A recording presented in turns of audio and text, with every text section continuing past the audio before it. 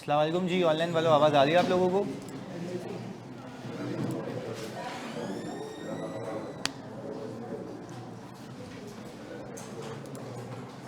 हो गई जी, वालेकुम सलाम। क्या तिलावत हो जानी।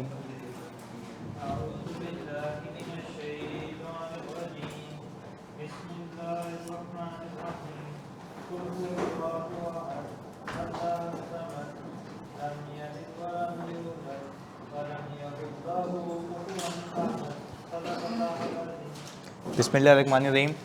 हाँ जी, हमने कल की क्लास में ऑडिट रिपोर्ट शुरू किया था और मैंने आपको पूरी सीक्वेंस बताई थी कि भाई हम ऑडिट रिपोर्ट तब देते हैं जब हम कंक्लूड कर लें कि हमें सबूत मिल चुका है। अच्छा, सबूत कब मिलता है हमें? जब हम प्रोसीजर परफॉर्म करते हैं। तो प्रोसीजर परफॉर्म करने के नतीजे में आप इस बात पे पहुंचते हैं कि क्या आपने सबूत जो इकट्ठा किया है, क्या वो आपको ये बता रहा है कि सब सही है या कोई मसला है। चलें जी, अगर सब सही है या व्हाटसोएवर कोई मसला है तो वो आपने शेयर होल्डर को किस चीज़ के ज़रिए कम्युनिकेट करना है? रिटन फॉर्म में, दैट इज ऑडिट रिपोर्ट। अच्छा, ऑडिट रिपोर्ट क्या आप अपने हिसाब से, अपनी मनगढ़ंत कहानियों के हिसाब से लिख देंगे या कोई स्पेसिफाइड फॉर्मेट है? अच्छा, स्पेसिफाइड फॉर्मेट है in order to ensure consistency, कि एक बंदा रीड करे, दूसरा बंदा रीड करे, तीसरा बंदा रीड करे तो उसको पता हो कि इसका मतलब क्या है। तो हमने कहा था कि भाई ऑडिट रिपोर्ट में जो सवालात आ सकते हैं वो कितने तरीके के आ सकते हैं। आपने कहा 3 से 4। ऑडिट रिपोर्ट देगा और बोलेगा गलतियां निकालो, तो गलतियां तब निकाल पाओगे जब पता होगा कि सही क्या होती है, पहली चीज। दूसरा खतरनाक सवाल ये आ सकता है कि भाई सिनेरियो देगा और बोलेगा बताओ इस सिनेरियो में रिपोर्ट के कौन से एरिया पे इम्पैक्ट आएगा। जैसे मैंने आपको मल्टीपल एग्जांपल दी थी, मैंने कहा था कि भाई फॉर एग्जांपल रिजल्ट आता है और परमानेंट क्रेडिट है कुछ में और कुछ में आपके मार्क्स हैं, तो फिर वो एक पैटर्न है कि इस एरिया पे ये इम्पैक्ट आएगा। तीसरा सवाल मैंने पूछा था, वो बोलेगा कि भाई आपका ये सिनेरियो है, इस सिनेरियो में पहले तो ये बताओ कौन से एरिया पे इम्पैक्ट आएगा और फिर वो एरिया लिख के भी दे दो। तो in any case you need to memorise the report. और सबसे खतरनाक सवाल जो आ सकता है, सिनेरियो देगा और सिनेरियो दे के बोलेगा इस सिनेरियो में बताओ क्या ये रिपोर्ट, पूरी रिपोर्ट सही लिखी हुई है। तो in this case you need to evaluate कि आपकी रिपोर्ट सही है या नहीं है, पर सिर्फ सही है या नहीं है, विद इन स्पेसिफाइड सिनेरियो सही है या नहीं है। तो दोनों में फर्क है। तो हमने ये कंक्लूड किया था, जैसे यहाँ पे बच्चा पूछ भी रहा है, मैंने अगेन एंड अगेन बता रहा हूँ कि जो चीज़ क्रैम करने की है वो मैं बताता रहता हूँ। तो ऑडिट रिपोर्ट आपने याद करनी है, इसके ऊपर कोई ऑप्शन नहीं है। और याद करने का यहाँ पे मेरा मतलब ये है कि वर्ड टू वर्ड नहीं, कि इज एम आ भी, आपको बातें याद होनी चाहिए, आपको बातें याद होनी चाहिए। तो वो अभी जैसे जैसे हम आगे चलेंगे मैं बताऊंगा इसमें ये याद कर लो, इसमें ये याद कर लो, इसमें ये याद कर लो, तो मैं ऑल टुगेदर आपको बताता रहूंगा। यहां तक कोई इशू? चलें जी, फिर हमने जब रिपोर्ट शुरू किया था, हमने कहा था कि भाई सबसे पहले आपने रिपोर्ट के अंदर डालनी है हेडिंग कि ये रिपोर्ट किसकी है? इंडिपेंडेंट ऑडिटर की ये रिपोर्ट है। चलें जी, अच्छा इंडिपेंडेंस लिखना लाजमी है। क्यों? क्योंकि अगर आप इंडिपेंडेंट नहीं है तो आपकी रिपोर्ट की कोई value. If you are associated with the company या कंपनी का ही पार्ट है तो क्या आपने तमीज से ऑडिट किया होगा? तो तमीज से ऑडिट नहीं किया होगा तो ये यूजर के लिए रेलेवेंट नहीं। और यहां पे यूजर ऑफ रिपोर्ट कौन है? Share holder. अच्छा, फिर वो कहता है कि भाई अब एड्रेस ही लिखें। अब एड्रेस ही लिखें, एड्रेस ही कौन होता है? शेयर होल्डर हो सकता है, डायरेक्टर हो सकता है, इन्वेस्टर हो सकता है, बैंक हो सकता है, एज अप्रोप्रिएट। तो हमने मल्टीपल एग्जांपल्स दी थी, पूरी कहानियों में सिखाया था मैंने तुम्हें। अच्छा, once you are done with addressee, वो कहता है सबसे पहले सबसे काम की बात करो, ओपिनियन। क्या देना है? कि आपका नतीजा क्या है। सही जी। अच्छा, अब ऐसे ही मोटिवेशन के लिए देखो, मुझे एक चीज़ मिली थी मेरे पास 27 जनवरी 2020। देखो कितना क्यूट सा मैसेज लगता है। रिजल्ट स्टेटस क्वालिफाइड सी है। अच्छा, अब कहने का मकसद क्या है? आई कैप ने लंबी की या सीधा ओपिनियन दे दिया? लंबी नहीं करनी। एड्रेस ही आ रहा है, रिजल्ट स्टेटस आ रहा है, सी एग्जामिनेशन क्वालिफाइड। कहने का मतलब ये है कि टू द पॉइंट, यानी काम की चीज पहले। अब फॉर एग्जांपल वो आई कैप लंबी करता है कि भाई देखिए मुझे पता आपने बहुत मेहनत की थी, इतनी मेहनत की थी, इतनी रातें जाके, मैंने कहा भाई चाह क्या रहा है, सीधा बता पास हुआ या नहीं हुआ। सही है। तो आई कैप ये नहीं करेगा, आई कैप बोलेगा भाई पास है या फेल है, सीधी सी बात है, सीधा सीधा हिसाब किताब है। तो कहने का मकसद, यहाँ पे सिखाने का मकसद ये है कि जैसे काम की बात सबसे पहले आनी चाहिए, तो काम की बात पूरी रिपोर्ट में शेयर होल्डर के लिए क्या है, ओपिनियन, कि आप किस नतीजे पे पहुंचे, आप किस नतीजे पे पहुंचे, इसको हम कहते हैं ऑडिट ओपिनियन। क्या कहते हैं कि ऑडिट के लिए आपका ओपिनियन क्या है, या तो सही है या तो मसला है। अब देखें, इसको लिखने की लफाजी है, वो कैसे लिखनी है वो आए सीखते हैं। इसमें फर्दर अमेंडमेंट्स भी होंगी। हाँ, तो अब जैसे मैं लेके चल रहा हूं वैसे आपने चलना है, विदाउट कंसिडरिंग कि आप रिफ्रेशर के है नहीं है, जो भी है वो आपका मसला। हम कह रहे हैं जीरो से, तो मतलब जीरो से आगे। ये जो पैराग्राफ है ना ओपिनियन का, शुरू होता है यहां से। पहले आपने बताना है हमने ऑडिट किया था, we have audited the financial statements of XYZ company. पहले आप बताएंगे कि मैंने ऑडिट किया है इस कंपनी का फाइनेंशियल स्टेटमेंट्स का, और फाइनेंशियल स्टेटमेंट्स के अंदर यही आता है। एग्जाम्पल देता हूं, balance sheet, P&L, cash flow, statement of changes in equity और नोट्स। कितनी चीजें हैं? 5। आप यहां पे क्लियर करें कि भाईजान इसके अलावा कुछ है, उसके लिए मैं जिम्मेदार नहीं हूं, मैंने ये चीजें ऑडिट की हैं। तो आप सिंपल बता रहे हैं, शेयर होल्डर को बता रहे हैं कि मैंने ऑडिट किया था फाइनेंशियल स्टेटमेंट्स का, इस साल का किया था, और फाइनेंशियल स्टेटमेंट्स के अंदर यही आ रहा है। ये क्लियर कर दिया ताकि यूजर की एक्सपेक्टेशन ना हो। अब एक एग्जांपल देता हूं, आई डोंट नो कि आप लोगों ने ये देखा नहीं देखा, मैं आपको भेज भी दूंगा आज ग्रुप के ऊपर। एक कॉन्सेप्ट होता है एनुअल रिपोर्ट का। कौन सा? अच्छा, एनुअल रिपोर्ट क्या होती है जरा सुनना। पूरे साल जो कंपनी ने किया है ना, वो डायरेक्टर उसमें लंबी करता है। डायरेक्टर बोलता है भाई हमने ये अचीव कर लिया, हमारा जीपी रेशियो इतने से इंप्रूव हुआ है, हमारे मार्जिन इतने से इंप्रूव हुए हैं। पर वो अदर इंफॉर्मेशन कौन सी इंफॉर्मेशन है? अदर इंफॉर्मेशन, जो कि ड्राइव हो रही है फाइनेंशियल स्टेटमेंट से। जो कि ड्राइव कहां से हो रही है? अच्छा, क्या डायरेक्टर ख्वाब में देखेगा ये हुआ, या फाइनेंशियल से ही देखेगा? अच्छा, तो यूजुअली जब शेयर होल्डर को रिपोर्ट जाती है ना, या फाइनेंशियल्स जाते हैं, तो सिर्फ फाइनेंशियल स्टेटमेंट्स नहीं जाते, एनुअल रिपोर्ट जाती है। और एनुअल रिपोर्ट के अंदर मेरी बात फोकस होकर सुनना, एनुअल रिपोर्ट के अंदर क्या क्या होता है? डायरेक्टर्स की कमेंट्री भी होती है, 5 ईयर की आपकी हिस्ट्री भी होती है कि पिछले 5 सालों में आपने क्या किया है, चेयरमैन की रिव्यू रिपोर्ट होती है, उसके बाद फाइनेंशियल्स लगे हुए होते हैं, उसके ऊपर आपकी रिपोर्ट होती है। क्या ऐसा हो सकता है कि उस अदर इंफॉर्मेशन में कोई भंड हो और लोग समझे आपने उस अदर इंफॉर्मेशन पे भी रिपोर्ट दी है? हो सकता है ना, हो सकता है। तो ये मिसकॉन्सेप्शन को क्लियर करने के लिए, अपनी बल्ली बचाने के लिए कहा भाई मैंने ये ऑडिट किया है, इसके अलावा मुझसे बात नहीं करना। तो हमने क्या किया? क्लियर कर दिया। इसको हम कहते हैं यूजर्स एक्सपेक्टेशन। क्या कहते हैं? यूजर की एक्सपेक्टेशन होगी कि सब इसने किया भाई, क्योंकि तुम्हारी रिपोर्ट चिपकी हुई है ना, तुम्हारी रिपोर्ट चिपकी हुई है कहां पर? फाइनेंशियल्स के ऊपर, और वही रिपोर्ट के साथ फाइनेंशियल पूरी एनुअल रिपोर्ट में चिपक के जा रहे हैं। तो क्या ये कंफ्यूजन दूर करना किसका काम है? ऑडिटर का काम है।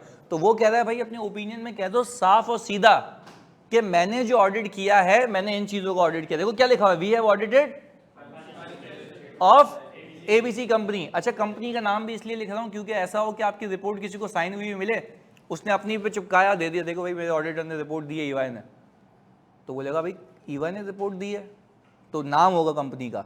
अब आप खुद सोचो, तसव्वुर करो, सिर्फ एक बार आप लिखते हैं we have audited the financial statements, company का नाम नहीं लिखो, और ये ऑडिट किया, तो बैलेंस शीट तो वो भी बनाता है, P&L, cash flow, changes in equity, notes तो वो भी बनाता है। तो क्या वो आपकी रिपोर्ट यूज कर सकता है?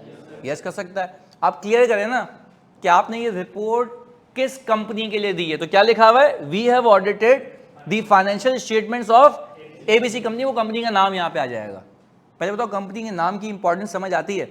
और अगेन अगर एग्जामिनर आपको कहता है कि भाई इसमें गलतियां निकालो, तो गलतियां निकालने का मतलब यह है कि इसमें यह भी बारीकी है, वो बोलते हुए निकल जाएगा, पकड़ नहीं पाओगे। फिर आपने ध्यान देना है कि कंपनी का नाम मेंशन है या नहीं है। अच्छा, अब मैं आपसे सवाल कर लूं, लॉजिकल सवाल, आयजा से हट के मैं बोलूं, what if you don't use the name of the company while drafting the report, what will be the possible impact? ये मैंने इंग्लिश में याद करके आया था तो पूछ लिया। अब आप बताओ कि इसकी इंप्लीकेशंस क्या है। पहले उर्दू में फिर इंग्लिश में तर्जुमा। वापस से सवाल रिपीट करूं, सवाल ये है, अब इंग्लिश में नहीं, उर्दू में बोलूंगा इधर।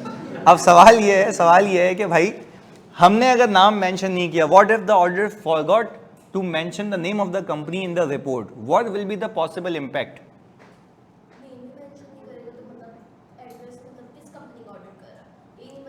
नहीं पर अब देखो, नहीं ये नहीं है, देखो मैं बोल रहा हूँ इम्प्लीकेशन। तो ऑडिट यहाँ पे एग्जामिनर आपसे क्या पूछ रहा है, इसका इम्पैक्ट क्या है, ऑडिटर के लिए क्या मसला है, आप बताओ। अभी तो कहानी दिया, उसकी रिपोर्ट कोई और मिसयूज कर सकता है, that report can be misuse by any other company. तो हाँ, तो बिल्कुल अब समझने की बात है। देखो ये चीजें याद करने की, क्योंकि आपने रिक्वायरमेंट को केयरफुली समझ लिया ना तो गेम खत्म है वहां पे। तो बेसिक चीज क्या है, रिक्वायरमेंट। तो मैं जितनी भी प्रॉज एंड कॉन्स हैं, पॉसिबिलिटीज है, वो मैं तुम्हें करवाता रहूंगा साथ साथ, क्लियर है। यानी भाई कोई भी बंदा आपकी रिपोर्ट बिला झिझक यूज कर सकता है, क्योंकि आपने नाम मेंशन नहीं किया। यहां तक क्लियरिटी है, चलें जी, गुड। आगे बोलता है ये बात समझ आ गई। फिर इसी के बाद बताने के बाद कि मैंने ऑडिट किया है, इन एफएस के किया है, इस कंपनी का किया है, एफएस में यही आता है। अब मैं काम की बात करूंगा। मेरे ओपिनियन में, देखो क्या लिखा हुआ है, in our opinion the financial statements present true. अच्छा, ट्रू एंड फेयर व्यू का मतलब है ये फाइनेंशियल स्टेटमेंट सच्चे हैं और फेयर व्यू दे रहे हैं, जो देना चाहिए, कोई मसले वाली बात नहीं है। ये कब लिखूंगा, जब मैं कह रहा हूं सही है, जब मैं कह रहा हूं सही है। अच्छा, इसको हम ऑडिट की जबान में कहते हैं अनमॉडिफाइड ओपिनियन। क्या कहते हैं, इसको थोड़ा सा समझाता हूं, थोड़ा सा अलग लैंग्वेज में भी, दूसरी एग्जांपल्स देके भी, ताकि आप भूलो नहीं। अनमॉडिफाइड ओपिनियन का मतलब ये है कि अच्छा, जब आप रिजल्ट एक्सपेक्ट करते हो, पार्टिसिपेशन करनी है भाई, जब आप लोग अपना सीए का रिजल्ट एक्सपेक्ट करते हो, तो एक पॉजिटिव बंदा क्या एक्सपेक्ट करेगा, पास है। यानी आप बोलेंगे इसमें कोई छेड़खानी, तो अनमॉडिफाइड का मतलब है कोई छेड़खानी नहीं होगी। ये चौसी कह रहा है मेरिट इधर, अच्छा चलो अच्छी बात है, अच्छी बात है। पर हम तो गरीब थे, हमने बोला पास ही हो जाए तो काफ़ी है, सीधी सी बात है। मतलब वो तो बहुत दूर की बात है। क्या अब हमारे स्टूडेंट ला रहे हैं वो अलग बात है, तो वो ख्वाहिशें आज पूरी होती हैं, तो हो जाती हैं। ख्वाब देखना तो अच्छी बात है ना, चाहे आप पूरे करें या आपके बिहाफ पे कोई और करे। चलो खैर, इधर चलें जी, फोकस के साथ में वापस से। अच्छा मुझे एक बात बताओ, अनमॉडिफाइड का मतलब समझ रहे हैं। अनमॉडिफाइड का मतलब यह है कि भाई आपकी जेन्युइन एक्सपेक्टेशन के एवरीथिंग विल बी फाइन। तो इससे मैं रिजल्ट का अगर वेट कर रहा हूं तो मैं बोलूंगा मैं पास हूंगा, उसमें कोई छेड़खानी। तो जब छेड़खानी नहीं है तो अनमॉडिफाइड याद रखें। अनमॉडिफाइड का मतलब है कोई छेड़खानी, primarily expectation of share holder. अब शेयर होल्डर बन के सोचो, अब कनेक्ट करो प्रैक्टिकलिटी से। शेयर होल्डर तो यही कहेगा ना सब सही है, मतलब कोई मॉडिफिकेशन, यानी ऑडिट रिपोर्ट के ओपिनियन में कोई छेड़खानी नहीं है। अच्छा, अगर मैं कहूं कोई मसला है तो मेरा ओपिनियन सही रहेगा या मॉडिफाई हो जाएगा, तो उस ओपिनियन को मैं कहूंगा मॉडिफाइड ओपिनियन। उस ओपिनियन को मैं क्या कहूंगा। अच्छा, इसकी भी अलग अलग किस्में, जो रिफ्रेशर वाले हैं वो सोच रहे हैं, पर मैं कह रहा हूं कि उसकी अलग अलग किस्में वक्त आने पे बताऊंगा। अभी आप सिंपल याद रखो ना कि मॉडिफाइड ओपिनियन, अनमॉडिफाइड। जल्दी बताओ, मैं अनमॉडिफाइड ओपिनियन के जनरल एक्सपेक्टेशन होती है, यस। मैं कह रहा हूं ओपिनियन मॉडिफाई नहीं होगी, तो शेयर होल्डर खुद कहेगा भाई मेरी कंपनी सही चल रही होगी। पर हाँ, if something comes to the auditor attention कि कोई मसला है, तो क्या ओपिनियन सही रहेगा या मॉडिफाई हो जाएगा, तो उस केस में उसको नाम देते हैं मॉडिफाइड ओपिनियन का। तो अब हम यूं याद कर लेते हैं ना, सिंपल रखने के लिए। मसला है तो मॉडिफाइड, नहीं मसला है तो अनमॉडिफाइड। सिंपल इतना याद रखें, आगे मैं इसको चेंज करता हूं आहिस्ता आहिस्ता। फिर मैंने स्टैंडर्ड से पूछा, मुझे बताओ ओपिनियन मॉडिफाई कब होगा। उसने बोला दो वजह से, या तो गलती होगी या तुम्हें सबूत नहीं मिले, या तो तुम्हें, अब एग्जाम्पल देता हूं, गलती होगी, सबूत नहीं मिला। अच्छा, ये जो मिस स्टेटमेंट लिखी हुई है ना, ये गलती है, इसका तो पूरा इट्स सेल्फ डेफिनेशन है, एग्जाम्पल्स हैं। तो मैं आपको आगे जाके ये सिखाऊंगा कब कब आपने गलती माननी है और कब कब गलती नहीं होगी, तो वो आगे जाके सिखाऊंगा। मतलब अब एक जनरल मैंने देखा है, मतलब मैं किसी पे कमेंट नहीं कर रहा, मैंने जनरल देखा है बा खुदा, कि जो चीज़ IFRS में है उसके हिसाब से नहीं है तो ये गलती है। भाई ऐसा कुछ भी नहीं है, खुदा का, भाई खुदा के वास्ते। मिस स्टेटमेंट का मतलब ये नहीं होता। मिस स्टेटमेंट की डेफिनेशन इसने बताई, आप उसको फॉलो करें, बात क्लियर है। पर क्या अभी मिस स्टेटमेंट में सिखा रहा हूँ या सिर्फ आइडिया दे रहा हूँ, वो डिटेल में सिखाऊंगा, आगे पूरा लिंक है इससे। समझने का मतलब ये है, समझने का मतलब ये है कि वो बोल रहा है कि भाई ओपिनियन मॉडिफाई कब होगा। मैं ओपिनियन मॉडिफिकेशन की बात कर रहा हूँ, वो कह रहा है ओपिनियन मॉडिफाई तब होगा जब आपको गलती मिल जाए। अब वो गलती किसी भी नेचर की हो सकती है, दो तीन एग्जाम्पल दे रहा हूँ। डेप्रिसिएशन बुक होना चाहिए था 100 मिलियन से, बुक हुआ है 10 मिलियन से, क्या ये गलती है? Okay good, very good, miss statement. तो बोल रहा है मिस स्टेटमेंट है, अपने ओपिनियन को मॉडिफाई कर दो। कब करना है, कैसे करना है, वो बात की बात है। पर अभी आपको इतना पता गलती है तो ओपिनियन क्या हो जाएगा? अभी तक, हाँ सिर्फ अभी तक कह रहा हूँ, फुल स्टॉप भी लगा रहा हूँ, अभी तक। आगे जाके कुछ चीजें क्या होंगी, चेंज होंगी। आगे सुने, फिर मैंने कहा अगर आपने इन्वेस्टमेंट प्रॉपर्टी को फेयर वैल्यू पे रखा हुआ है और उसका गेन आप रीवैल्यूएशन सरप्लस में ले जाएं तो क्या सही है? सही है ना? नहीं है, अकाउंटिंग की गलती है। कहाँ जाना चाहिए? पीएनएल में, रीवैल्यूएशन सरप्लस में नहीं जाना चाहिए, ये भी गलती है, ये भी गलती है। तो क्या ये गलती पे आप कहेंगे फेयर व्यू है या फेयर व्यू नहीं है? तो फेयर वैल्यू नहीं है तो फिर आप मॉडिफाइड ओपिनियन देंगे, अनमॉडिफाइड? मॉडिफाइड। आप बोलेंगे भाई मसला है, मॉडिफाई कर रहा हूं मैं, अपना कहना बदल रहा हूं, जो यूजुअली कहता वो नहीं कह रहा, मॉडिफाई कर रहा हूं। कैसे कर रहा हूं वो सारी बातें भी आगे सीखते हैं, यहां तक कोई मसला?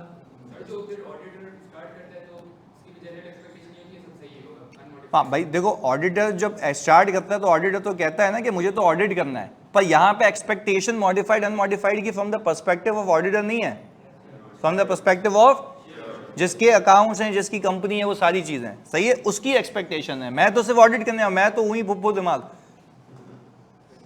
भाई, फुल शक होना चाहिए, यहाँ भी मसला है, यहाँ भी मसला है और यहाँ भी मसला है। पर यहाँ मसला किसी बेसिस पे, रिस्क असेसमेंट पे, understanding of entity, environment, internal control, analytical procedure. अभी आगे और भी डालूंगा इसके अंदर, जो भी जैसे जैसे हम आगे मूव करेंगे, सही है आगे।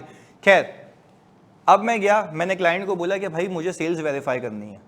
क्या वेरीफाई करनी है? सेल्स वेरीफाई करनी है। तो क्लाइंट ने बोला कर लो भाई। हमने बोला कर क्या लो, सेल्स रजिस्टर दो ना, आपने सेल्स का लेजर बनाया होगा ना, तो जितनी जितनी सेल हुई होगी वो मुझे लेजर दो, तो मैं उसमें सैंपल सेलेक्ट करूंगा, तो मैं उसकी इनवॉइसेस देखूंगा, फिर देखूंगा कि आपका जीडीएन बना था। तो बोला आपने कंट्रोल टेस्टिंग की ना बेटा, वो बनेगा कंट्रोल टेस्टिंग थी।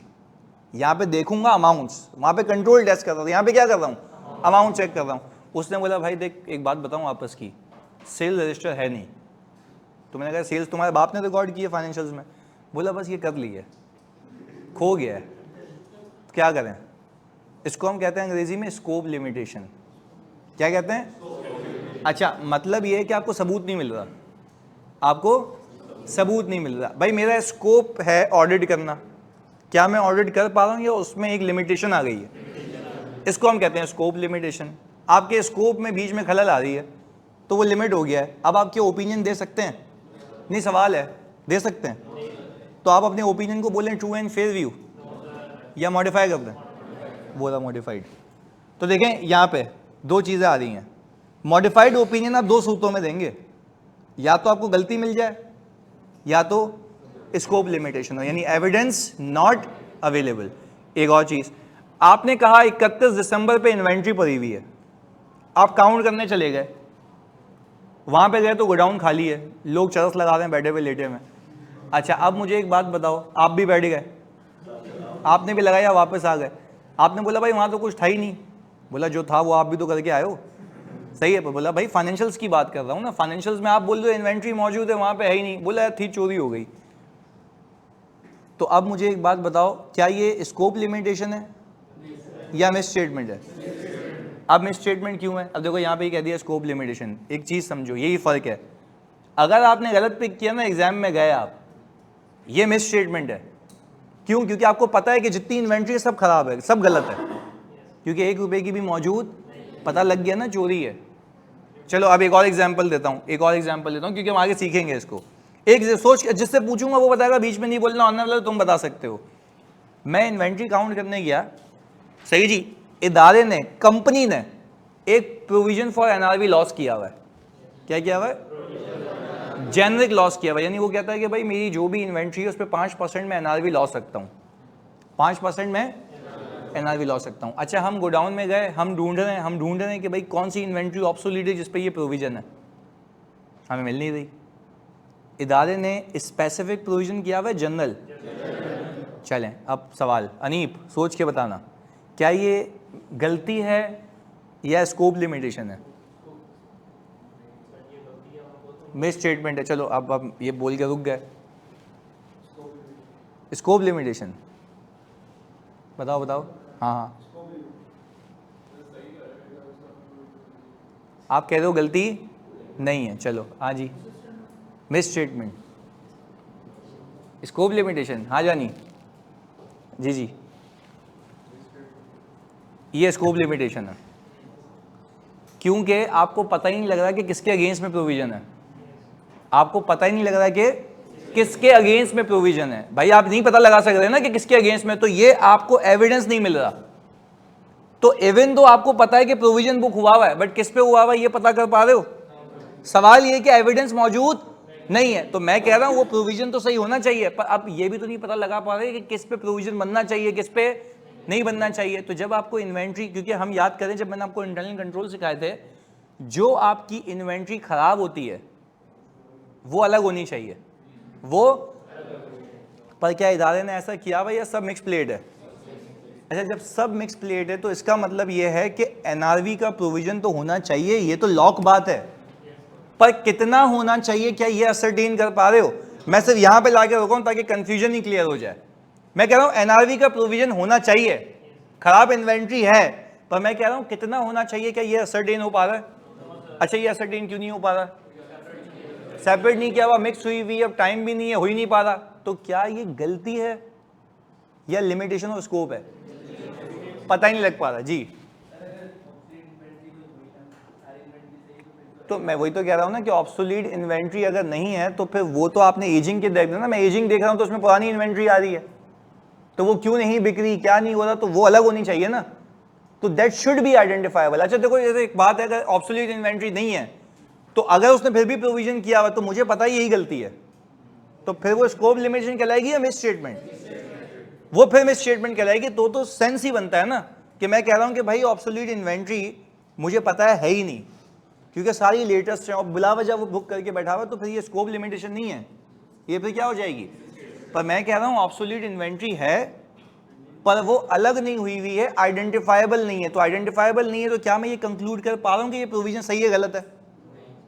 अगर चलो मैं पूरा प्रोविजन रिवर्स भी करा दूं, चलो एक अजम्पशन लेते हैं, आप पूरा प्रोविजन रिवर्स भी करा दो तब भी फाइनेंशियल सही है, या कुछ इन्वेंट्री ऐसी है जो सब्जेक्ट टू प्रोविजन है, तो that has to be identified ना। पर that has to be identified, क्या वो आइडेंटिफाई हो पा रही है या नहीं?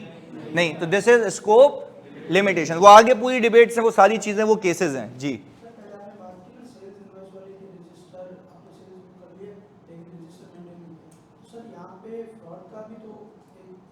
मैं कह रहा हूं फ्रॉड की वजह से हो, किसी भी वजह से हो,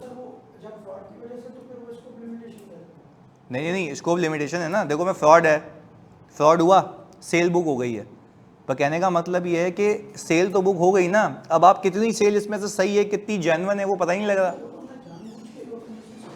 नहीं जानबूझ के नहीं ना, आपने मेरी बात नहीं सुनी, मैंने कहा जानबूझ के नहीं, मैंने कहा कि वो कह रहा है सेल रजिस्टर क्या हो चुका है, गुम हो चुका है, जल चुका है, तबाह हो चुका है, तो ये क्या हो गई है, अब स्कोप लिमिटेशन हो गई है। मैंने तो यही कहा था कि भाई सेल रजिस्टर क्या हो चुका है, तबाह हो चुका है। अब मुझे वो पता है क्या कह रहा है, बात समझिएगा, अब वो मुझे क्या कह रहा है, कौन?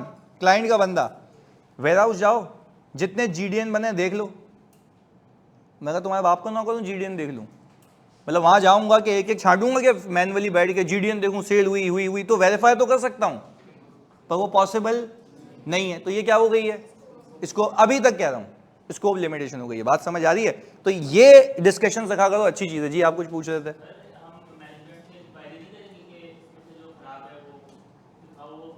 भाई मैनेजमेंट से इंक्वायरी की, वो बोल दे देख ले खुद, तभी स्कोप लिमिटेशन है ना। चलो मैनेजमेंट को इंक्वायरी की, चलो तुम सब सुन लो, मैनेजमेंट को इंक्वायरी की कौन सी खराब है, उसने डब्बे खोले साइड में कर दिए, अब स्कोप लिमिटेशन नहीं है, पता लग गया। अच्छा पता लग गया ना, अब पता लग गया, अब देखेंगे कितना प्रोविजन है, कितना होना चाहिए, दोनों का डिफरेंस लेके एडजस्टमेंट करा, तो मिस स्टेटमेंट भी नहीं है, स्कोप लिमिटेशन भी नहीं है। मैं तो कह रहा हूँ वो कह रही है कर ले जो, मेरे को तो नहीं पता भाई। बात समझ आ रही है? एक मिनट, वो किसका? नहीं कोई भी क्या मतलब है, ये किसने कह दिया भाई? नहीं वैसे उसको सही बोलने दो, सही है जो भी है, सवाल पूछो। हाँ नहीं, एनआरवी लॉस आते रहते हैं, प्रोविजन थोड़ी ना बनता है। अब ये बैड डेट थोड़ी ना है भाई, बैड डेट एक्सपेंस होता है कि मैं कहता हूं कि भाई सही है, आज तक मेरे बचे हुए पैसे पे इतना पैसा मुझे नहीं मिलता। वो भी जब तुम अभी सीए फाइनल में आओगे ना, तो आईएफआरएस 9 में एक्सपेक्टेड क्रेडिट लॉस का एक मॉडल है, वो इतना एक्यूरेसी से प्रोविजन बुक करता है कि तुम्हारी सोच है वो रियलिटी के करीब होता है। वो एक एक कस्टमर का पैटर्न लॉक करता है। हमारे पास तो ईवाई में सिस्टम है, हम लोग सिर्फ 2.5 मिलियन 3 मिलियन सिर्फ इसके लिए लेते हैं कि एनआरबी इसका जो ईसीएल का प्रोविजन है वो रिकॉर्ड करें। वो क्या करता है पता है, एक कस्टमर का पैटर्न देखता है कि 0 से लेके 30 दिन में कितना उसने पैसे नहीं दिए, उसके पैसे आगे कितने मूव हुए, फिर वो एक पीरियोडिक डिफॉल्ट प्रोबेबिलिटी निकालता है, और उस प्रोबेबिलिटी के बेस के ऊपर जो एक्चुअल प्रोबेबिलिटी जो चल रहा है हिस्टोरिकली एक एक कस्टमर का या ओवरऑल का, एक एक कस्टमर का, कि हर पैटर्न का बिहेवियर उसमें आ जाए। ये बात नहीं आई समझ? एक तो वैसे तुम कहते हो ना कि मैं ओवरऑल दस्ती लगा देता हूं, जो तुमने आज तक बच्चों वाला सीखा है, क्लोजिंग रिसीवेबल पे 5% चिपका दो, पर वो क्लोजिंग रिसीवेबल पे 5% पुराना तरीका है। नए मेथड्स के अंदर हम निकालते हैं पीरियोडिक डिफॉल्ट प्रोबेबिलिटी, कि कितने ऐसे कस्टमर हैं सब्जेक्ट टू डिफॉल्ट है। अब ऐसे तो उसमें ऐसे होंगे जिनका रिसीवेबल तो है पर ड्यू नहीं हुआ, जिसके रिसीवेबल पर ड्यू, तो पर ड्यू नहीं हुआ तो उस पर क्या प्रोविजनिंग करोगे, क्योंकि उसके तो अभी देने ही नहीं है पैसे।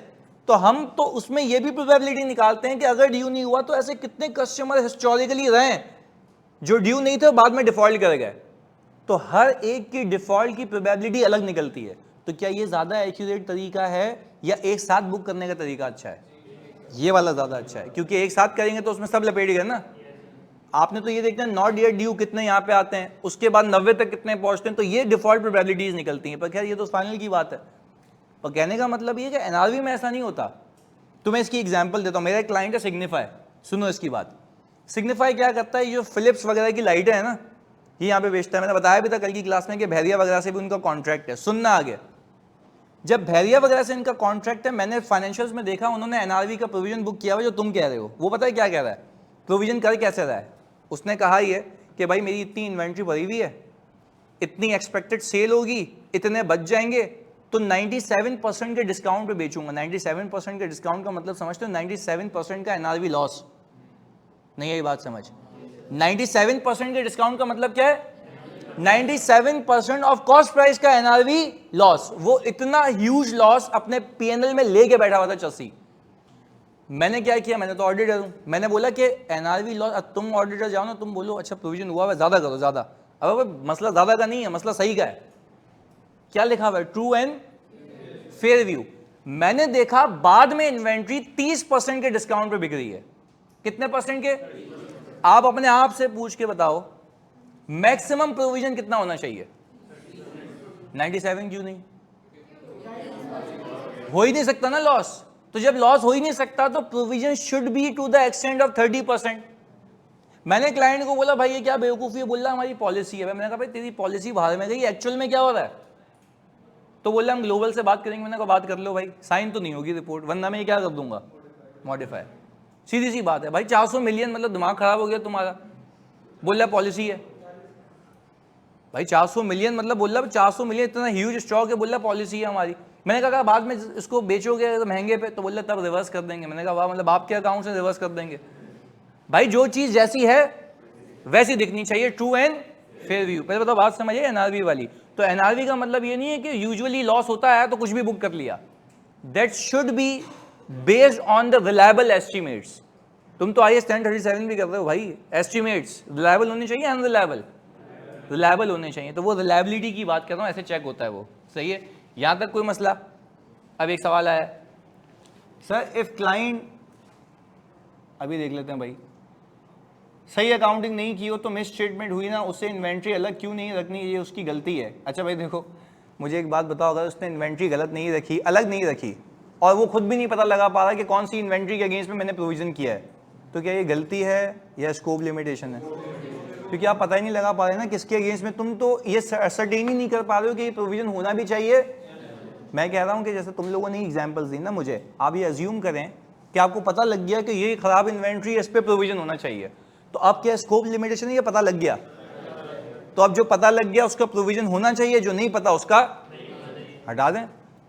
तो अब ये जो वो सही नहीं कर रहा, ये स्कोप लिमिटेशन के जुमरे में आएगा या मिस स्टेटमेंट? मिस स्टेटमेंट, क्योंकि अब पता लग चुका है। स्कोप लिमिटेशन कब होती है? जब पता नहीं लग रहा होता। तो इन एनी केस आप ओपिनियन नहीं देंगे ना, आप ओपिनियन मॉडिफाई कर देंगे। सही है, एक मिनट पहले दूसरा सवाल लेने दो। सर ऐसा है जैसा company provision for bad debts बनाए बट ना कि कोई उसने एजिंग की हो। अच्छा ये तुम लोग जवाब दोगे, अच्छा लग रहा है सवाल, अब तक तो अच्छा लग रहा है, तो सुनो। सर ऐसा है जैसे company provision for bad debts बनाए बट ना कि उसने कोई एजिंग की हो, फिर इंडिविजुअल कस्टमर की सिचुएशन को देखा हो, तो फिर ये एक जनरल प्रोविजन हो जाएगा, फिर ऑडिटर के पास स्कोप लिमिटेशन होगी। हाँ भाई जल्दी बताओ। इसने कहा कि कंपनी ने ना हाथ देखे ना पाँव देखे, कुछ भी नहीं, सीधा प्रोविजन चिपका दिया। ना उसने एजिंग बनाई हुई है, ना उसके पास कोई पीरियोडिक डिफॉल्ट प्रोबेबिलिटी का टेबल है। उसने बोला मेरी मर्जी 5% का प्रोविजन तो प्रोविजन। आप लोग मुझे इस बात का जवाब दें, क्या ये प्रोविजन को आप वेरीफाई कर पाएंगे? क्यों?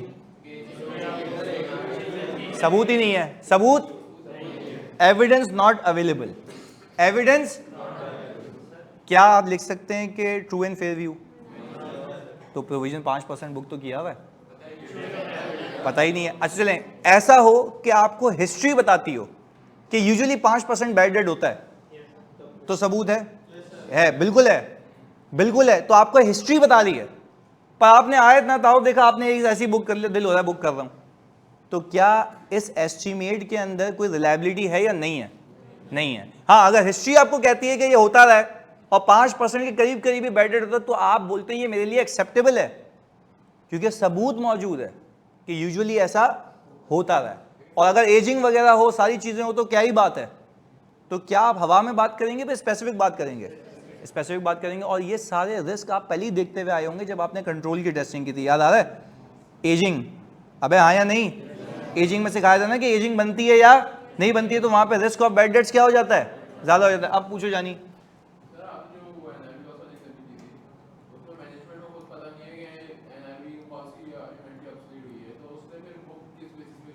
मस्ती पॉलिसी अभी तो बताया भाई। देखो, जो मैं जिस क्लाइंट का मैं ऑडिट कर रहा हूँ ना, वहाँ पे जो लोग बैठे हुए ना, वो MBA है, BCom है। सही है जी, तुम्हारी तरह कॉम्पिटेंट नहीं है, सही है नहीं है। वो बोलते हैं जो मुझे ग्लोबल कह रहा है ना पेरेंट, और पेरेंट तो आपको पता है कंट्रोल करता है, वो जो कहेगा मानना है। वो कह रहा है हमारी पॉलिसी, भाई उनकी पॉलिसी इसलिए क्योंकि वो उनकी मार्केट अलग है, नहीं है ये बात समझ? उनकी पॉलिसी अलग इसलिए क्योंकि उनकी मार्केट, वहां पे जो उनके कॉम्पिटिटर्स होंगे वो बेचते होंगे 97% के डिस्काउंट पे, तुम क्यों लगा रहे हो? क्या तुम्हारी पॉलिसी और उसकी पॉलिसी लाजमी है सेम हो? हालात वाकयात अलग हो सकते हैं ना, तो हालात वाकयात अलग होकर रीजनेबल होने चाहिए, अनरीजनेबल? रीजनेबल होने चाहिए, तो वो रीजनेबल नहीं था। उसका सवाल, डायरेक्टर मुझे कह रहा है कि भाई, सीधी बात डायरेक्टर, भाई CFO तो नहीं मान रहा, तो किसको बोलेंगे? दो शार विद गवर्नेंस को। वो थोड़ा सा अकलमंद निकला, वो बोल रहा है कि भाई क्योंकि ग्लोबल पॉलिसी है, that's why we were doing this. बोला पास्ट में भी तो आपके किसी मैनेजर ने नहीं बोला। मैंने कहा पहले कोई और मैनेजर था, अब मैं हूं, मैं नहीं होने दूंगा। आपको बात करनी है किससे कर लें, ये नहीं जाएगा, आप कर लें, मैं कौन सा ओपिनियन दे दूंगा? मॉडिफाइड, क्योंकि हमारे लिए मसला है, हम नहीं कह सकते कि ट्रू एंड फेयर व्यू। बात क्लियर है? तो बाज औकात क्लाइंट को जानबूझ के मस्ती नहीं होती है, उसके ग्लोबल की पॉलिसी होती है व्हाटसोएवर। तुम तो अपना देखो ना कि सही है या नहीं है। अब पूछो।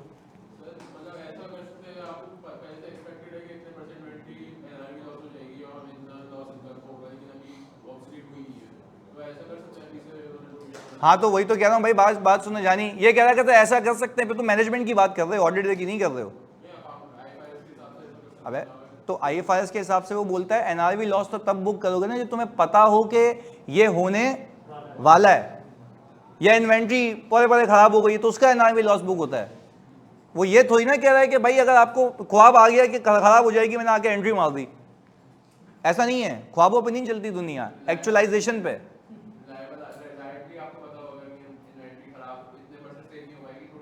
हाँ तो उस पर करो ना, उस पर करो। तो इन्होंने क्या किया हुआ था भाई, जो मैं तुम्हें सिग्निफाई की एग्जांपल दी, ये नहीं किया हुआ इन्होंने, किया हुआ है। पर क्या सही किया हुआ था? ज्यादा भाई 30% के डिस्काउंट पे बुक करो, मेक सेंस। मैं कह रहा हूँ 97% का तुक नहीं बनता, यही किया हुआ, सही है, पक्की बात है। चलें जी, अब मैंने कहा भाई वापस से, अब आ गए ओपिनियन पे। माशाल्लाह तीसरा कंटेंट है हमारा।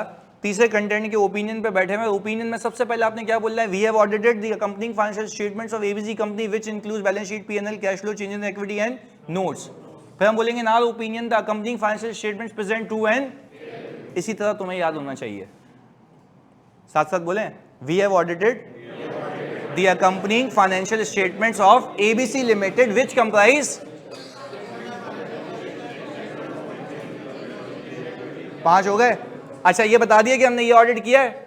अब आप बोलेंगे in our opinion the accompanying financial statements present true and fair view. अच्छा अगर मॉडिफाइड होगा तो क्या ये लिखोगे in our opinion true and fair view?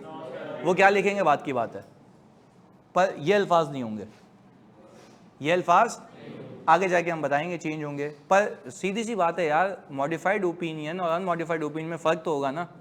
ये नहीं लिख सकता कि ट्रू एंड फेयर व्यू, यहाँ तक कोई मसला। सिर्फ ओपिनियन की हेडिंग आएगी, अनमॉडिफाइड नहीं आएगी। सिर्फ किसकी हेडिंग आएगी? हाँ, अगर ओपिनियन मॉडिफाई हो तो हेडिंग ओपिनियन की नहीं आएगी, मॉडिफाइड ओपिनियन की आएगी। क्योंकि ओपिनियन तो मैं तो कह रहा हूँ जनरल की एक्सपेक्टेशन क्या है, सिंपल ओपिनियन। तो सिंपल ओपिनियन में हेडिंग अनमॉडिफाइड ओपिनियन नहीं आती है, सिर्फ हाँ अगर ओपिनियन मॉडिफाई हो गया है तो हेडिंग क्या आएगी, पर वो मॉडिफाइड ओपिनियन के अल्फाज चेंज होंगे, वो आगे बताऊंगा। अभी सिर्फ इतना याद रखो कि मॉडिफाइड ओपिनियन। यहां तक क्लैरिटी है भाई, पक्की बात है। चलें जी आगे।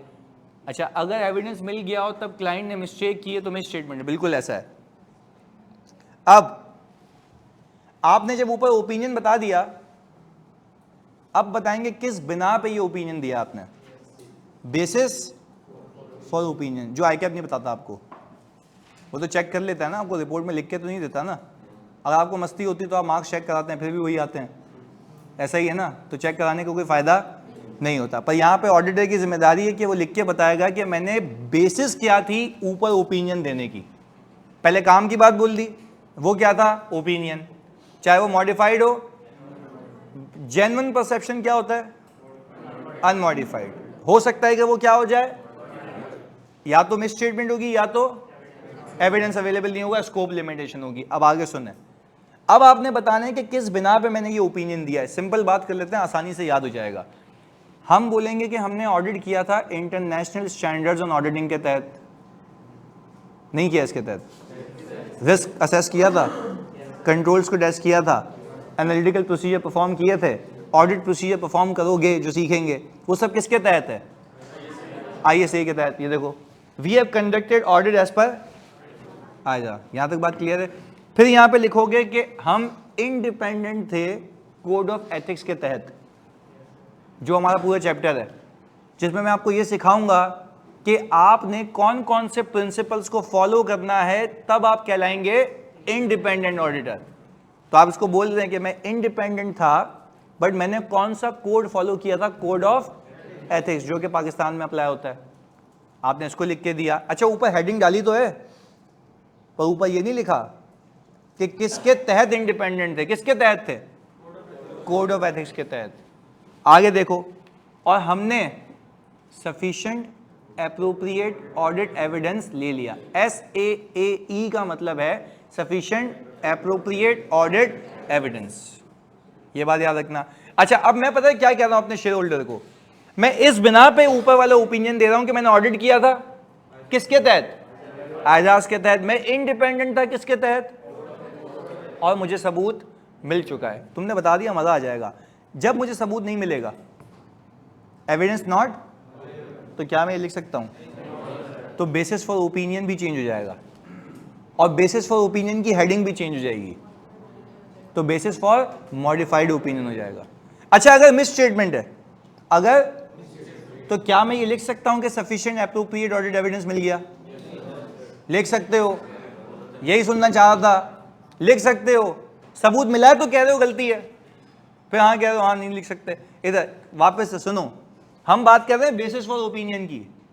मैं कह रहा हूं अगर गलती है तब भी आप ये कहेंगे कि मुझे सबूत मिल गया, सबूत मिला है भाई, पर जिसके बिना पे मैं कह रहा हूं कि ऊपर गलती है।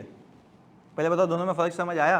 तो ये बहुत बारीक बातें हैं जो आपको सिखा रहा हूं, और इतना टाइम लगा रहा हूं कंटेंट्स पे, और आगे जब ड्राफ्टिंग करेंगे तो फिर तो आपस में सारी चीजें इन लाइन हो जाएंगी वापस से। जी इंडिपेंडेंट तो थे, लिखेंगे ना भाई। अब मुझे बताओ, तुमने चाहे एविडेंस लिया हो नहीं लिया हो, सही हो गलत हो, तुमने ऑडिट किसके तहत किया, पहली बात। दूसरा, तुम इंडिपेंडेंट थे, चाहे सबूत मिले। अब सिर्फ फर्क इतना है कि तुम्हें सबूत मिला या, अगर सबूत मिल गया, चाहे वो सही मसला था या गलत था, तो बोलोगे तो ना मिला। हाँ, अगर आपको कुछ भी नहीं पता लगा तो ये तो नहीं लिख सकते कि we have obtained sufficient appropriate audit evidence, क्योंकि कुछ मिला ही नहीं है। बात क्लियर है? तो ये मोहतात रहना है ना। अच्छा, आप शेयर होल्डर हैं, आप लेटे हुए देख के बैठे हैं, आप तो पैसे वाले हैं ना, लेटे हुए देख रहे हो, ऊपर आप कह रहे हो कि भाई स्कोप लिमिटेशन है, नीचे कह रहे हो मुझे एविडेंस मिल गया, वो तुम्हें कॉल करेगा इधर आइयो भाई। ऊपर तो कह रहा है कुछ भी नहीं मिला, नीचे कह रहा है एविडेंस मिल गया, तो वो कहाँ है? ऊपर क्या कह रहा है, नीचे बातें क्या कर रहा है? तो आपस में कंसिस्टेंसी होनी चाहिए। बात क्लियर है? तो ये दोनों फर्क है।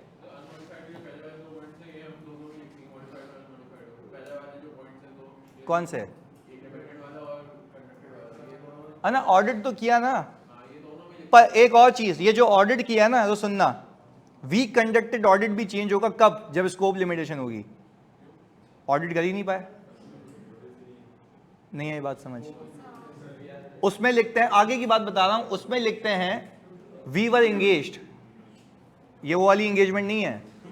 वी वर एंगेज का मतलब है हमें रखा गया था ऑडिट करने के लिए, जिसकी वजह से हमें सबूत नहीं मिला। ये बेसिक बात बता रहा हूं अगेन। हाँ, अगर तुम बताना, अगर मिस स्टेटमेंट है, गलती है, और मॉडिफाइड ओपिनियन, देखो मॉडिफाइड ओपिनियन भी दो वजह से आएगा ना, या तो गलती या एविडेंस नॉट अवेलेबल, या तो गलती या तो एविडेंस नॉट अवेलेबल। मैं कह रहा हूं एक एक करके चलते हैं। पहले ऊपर सही है तो अनमॉडिफाइड ओपिनियन, तो मैं लिखूंगा मैंने ऑडिट किया था आजा के तहत, मैं इंडिपेंडेंट था, मुझे एविडेंस मिल गया, क्या है कि निकल जाओगे। दूसरा, ऊपर है मॉडिफाइड ओपिनियन, पर गलती की वजह से, किसकी वजह से? तुम सब बताओगे गलती की वजह से, एक एक करके देखो। क्या तुम ये लिखोगे हमने ऑडिट किया था, इंडिपेंडेंट थे? तीसरा, सफिशिएंट एप्रोप्रिएट ऑडिट एविडेंस मिला है, वेरी गुड, 3 बातें हो गई। अब वापस से तीसरा केस, ऊपर मॉडिफाइड ओपिनियन है बट आपको एविडेंस अच्छा एविडेंस नहीं मिला। अब ऑनलाइन वालों प्लीज बताओ, तुम लोग भी बताओ, जब एविडेंस नहीं मिला तो आप ये लिखेंगे वी हैव ऑडिटेड, क्यों? कर ही नहीं पाए, तो आप बोलेंगे we were engaged to audit. Independent थे? यस, पर सफिशिएंट एप्रोप्रिएट ऑडिट एविडेंस, तो ये नहीं लिख सकते कि we have obtained. As a result बोलोगे as a we were unable to obtain sufficient appropriate audit evidence. पहले बताओ बेसिक बात समझ आई? जैसे हालात वाकयात होंगे वैसा ही इम्पैक्ट होगा। अच्छा, जो इतनी डिटेलिंग कर रहा हूं ना मैं, तो फिर जलालत प्रोग्राम भी वैसा ही चलाऊंगा। अगर सवाल आया और मैं किसी से पूछूं कि भाई बताओ इसका क्या इम्पैक्ट आएगा, तो फिर आपने एग्जैक्ट बताना, तो मार्क्स भी उसके ही हैं। वो आपको बोलेगा बताओ रिपोर्ट के किस एरिया में क्या चेंज आएगा, आप बोलोगे मॉडिफाइड ओपिनियन की हेडिंग चेंज हो जाएगी, ओपिनियन में ये चेंज हो जाएगा, तो सारी बातें लिखनी होंगी। तो सारी बातें डिटेलिंग में याद भी करनी है। तो वो एक पेज है हमारे पास, वो हम आपको देंगे, तो पहले समझ लेते हैं। क्लियर है? खैर, अगर ऑनलाइन वालों पहले कंफर्मेशन दे दो, क्लियर है? जल्दी बताओ जी।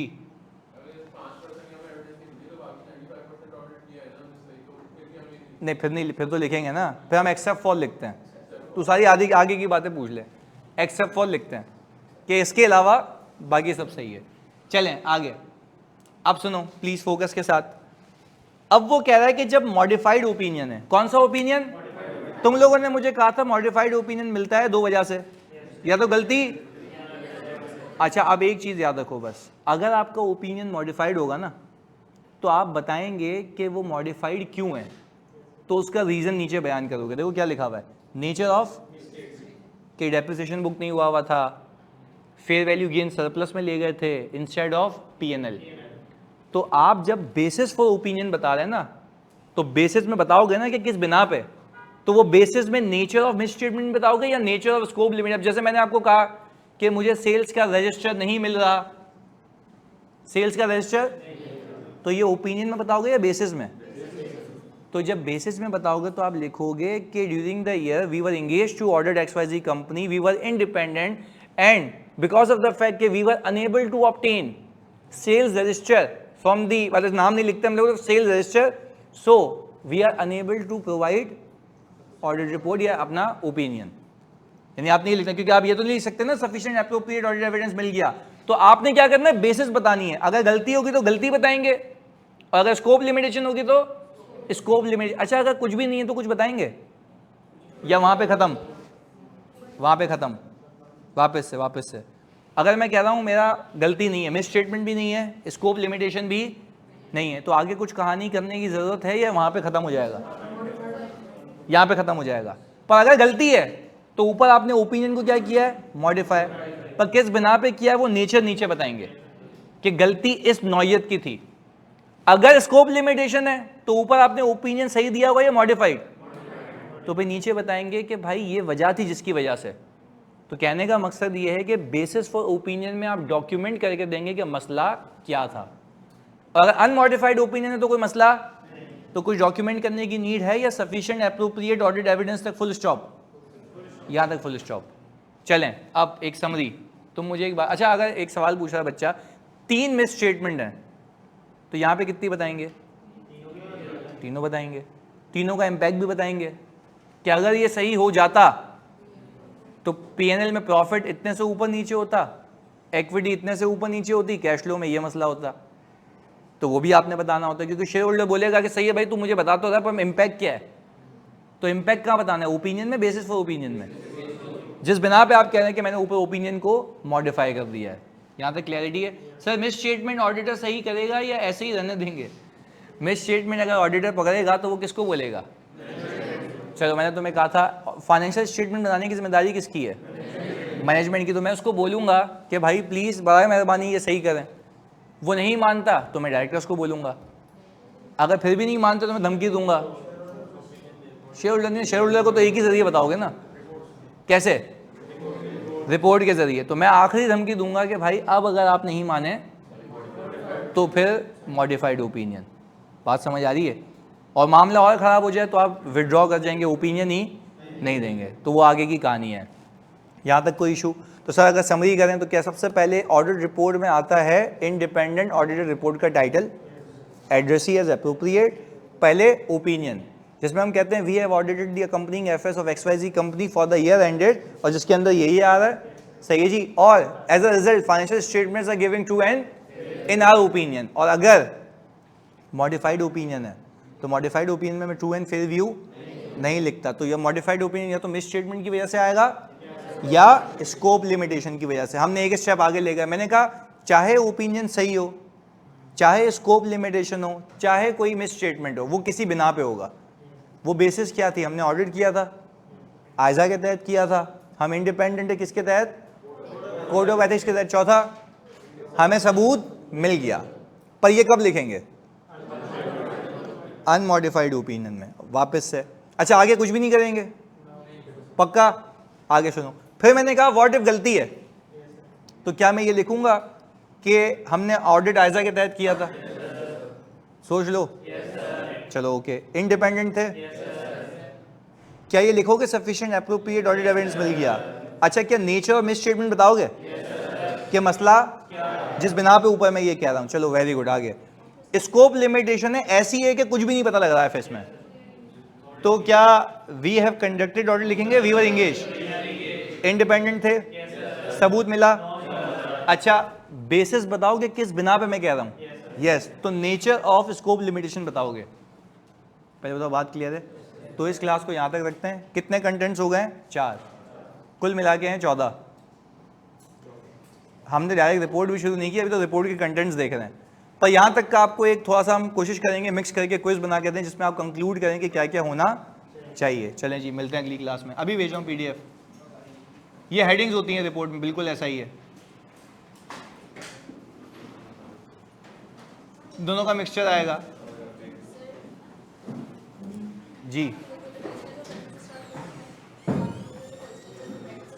वो कर सकते हैं वो।